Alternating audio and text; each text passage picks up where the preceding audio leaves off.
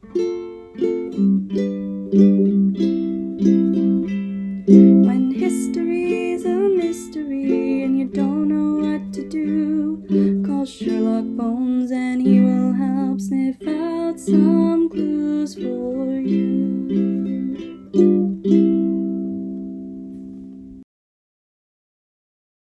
Good day. Sherlock Bones here. I was just thinking about how much we use technology today. With my cell phone, I can not only make calls, but also send emails, play games, take photographs, read books, shop, order food, and much more. It's hard to imagine life before the smartphone, but really, they've only been around for about 15 years. I'd like to go visit Rancho Los Cerritos today, but I'm not quite sure I remember how to get there. I'm going to use an app on my phone to find Rancho Los Cerritos on the map and get directions. I've found Rancho Los Cerritos here, so now I will look up the directions. It looks like it will take me about 11 minutes to drive to Rancho Los Cerritos in my car. It would take 1 hour and 6 minutes to walk. I wonder how long it would take to get there on a carreta. Leslie, you seem old enough to remember the time before smartphones. How did you find your way around without the use of an app? I am, in fact, old enough to remember, and that's why I brought this out to show you. This is a Thomas guide, and look, it's filled with maps. So where do you want to go? To Rancho Los Cerritos, please.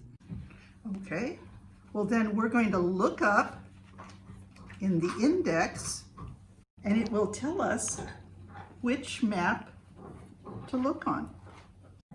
So Sherlock, I looked in the index and I found that it was on this page, and look, there it is, the Virginia Country Club, and right next door, Rancho Los Cerritos. And I found it all in the Thomas Guide. You look like you don't want to use the Thomas Guide.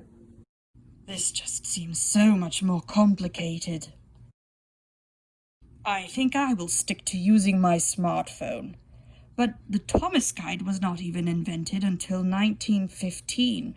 I wonder what kinds of maps people used before that.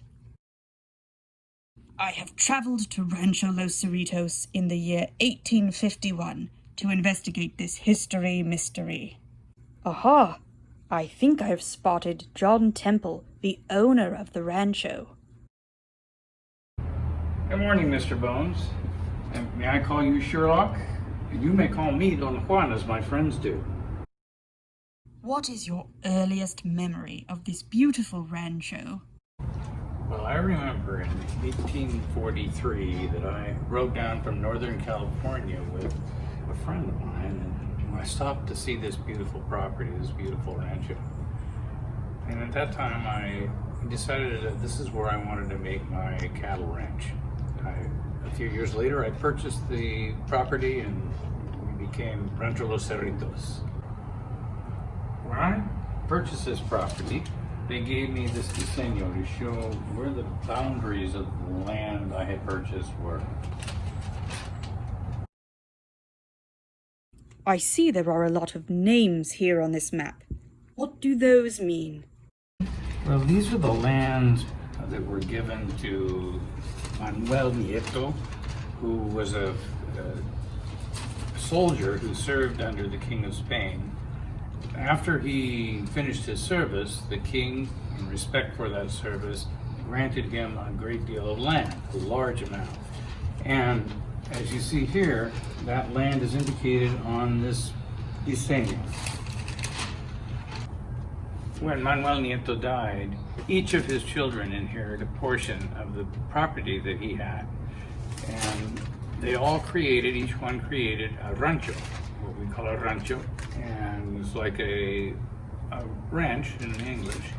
And we, as you'll see here, The various ranchos are listed here on the diseño. There's Santa Fe Cruz, which is the only rancho named for a saint in this group. Los Coyotes, Las Bolsas, you can see here, the Alamitos, and of course, our rancho. What are the boundaries of your rancho? Well, two of them are natural boundaries. They were, one is the Rio San Gabriel over here on the west side, which is to the west of where we are right now. And the other, the eastern side in this direction, is called La Zanja. And you notice also there's a small part of natural boundary to the ocean down here in this section, which is the mar. It's called the mar because also in Spanish that means ocean. What about these dotted lines that are not natural boundaries? How did you measure those? Well, those boundaries were measured on horseback.